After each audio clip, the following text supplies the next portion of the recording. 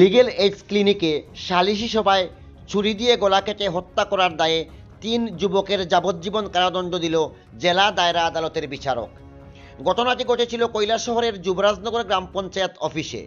এ ব্যাপারে কৈলাসহর আদালতের public prosecutor আইনজীবী সুনীল দেব জানান, কৈলাসহর মহকুমার গৌরনগর আরডি ব্লকের অধীনে ভগবাননগর এলাকার বাসিন্দা পেশায় রাজমিস্ত্রি মাকবত আলীর সাথে একই ব্লক এলাকার ইরানি গ্রামের বাসিন্দা জমির আলীর সঙ্গে কাজের মজুরির অর্থ সংক্রান্ত বিষয় নিয়ে পূর্ব শত্রুতা ছিল। জমির আলী বিষয়টি লিগেল এইড কর্তৃপক্ষকে জানালে লিগেল এইড কর্তৃপক্ষ দুই পক্ষকে নিয়ে যুবরাজনগর গ্রাম পঞ্চায়েত অফিসের লিগেল এইড ক্লিনিকে 2019 সালের 28 এপ্রিল বিকেলে সালিশি সভায় বসেন। সালিশি সভায় এক পক্ষ ছিলেন মাকবত আলী এবং অপর পক্ষ ছিলেন জমির আলী ও তার দুই ভাই হুসেন আলী এবং শাহিন আলী।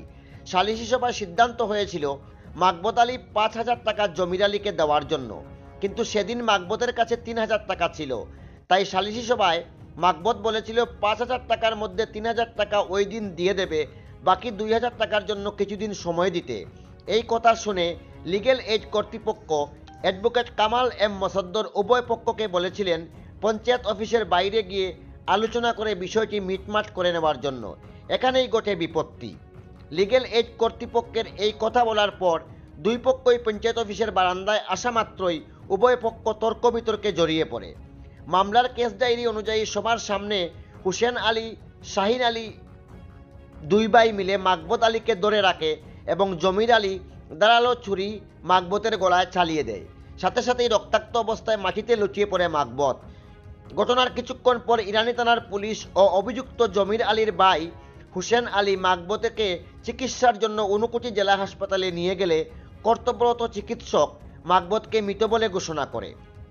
পরবর্তী সময়ে ওই দিন সন্ধ্যায় মাকবতের ভাই আসাফ আলী ইরানি থানায় জমির আলী, হুসেন আলী এবং শাহিন আলীর বিরুদ্ধে হত্যা মামলা দায়ের করে।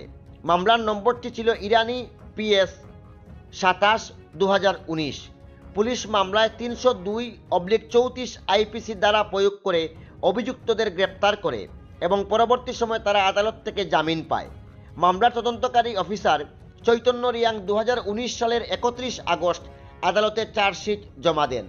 মামলা চলাকালীন অভিযুক্তদের বিরুদ্ধে আদালত 14 জন সাক্ষ্য দান করেন এবং অভিযুক্তদের পক্ষে 5 জন সাক্ষ্য দান করেছিলেন।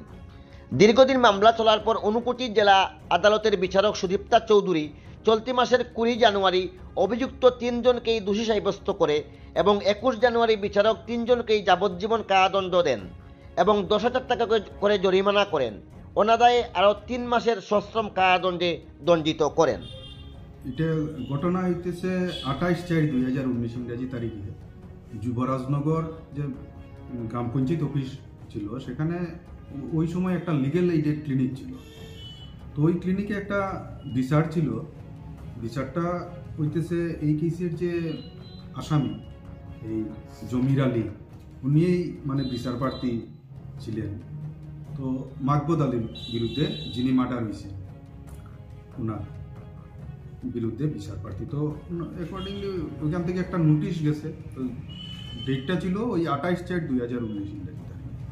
তো ওইখানে যাওয়ার পরে বিচারে এই মাকবুদ আলীরে বলা হয়েছে যে 5,000 টাকা দেওয়ানের লাগিয়ে ক্ষতিপূরণ পাবো জমির আলীরে।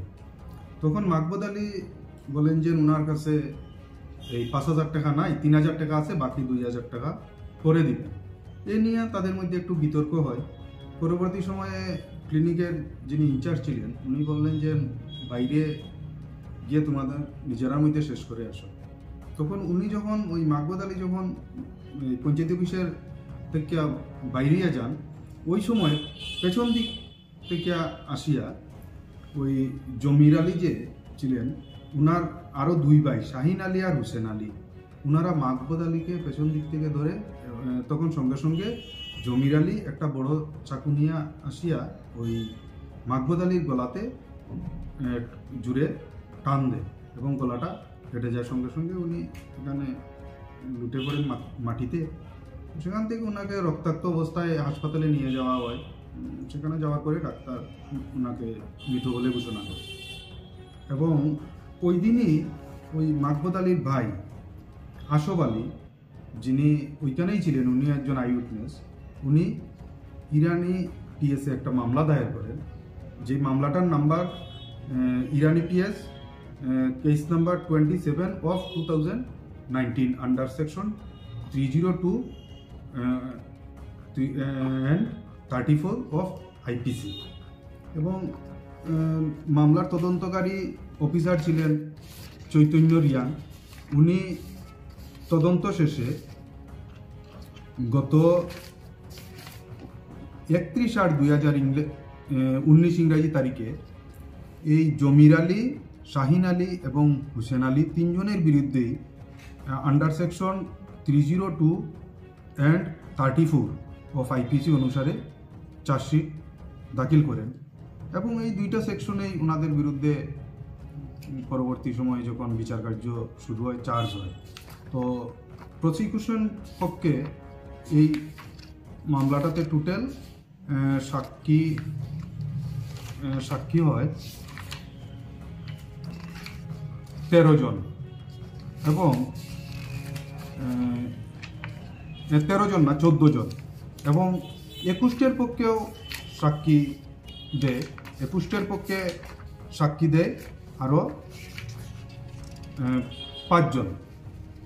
তো টোটাল 19 জন সাক্ষ্যপক্ষ গ্রহণ করা হয়। তো গতকালকে এই মামলায় মাননীয় সেশন জাজ এই তিনজনকেই দোষী সাব্যস্ত করেন, এবং আজকে 21/1/2025 ইংরেজি তারিখে ওনাদের তিনজনকেই যাবজ্জীবন কারাদণ্ড এবং প্রত্যেককে 10,000 টাকা করে জরিমানা, এবং সেই 10,000 টাকা না দিতে পারলে আরও 3 মাসের জেল কাটতে হবে।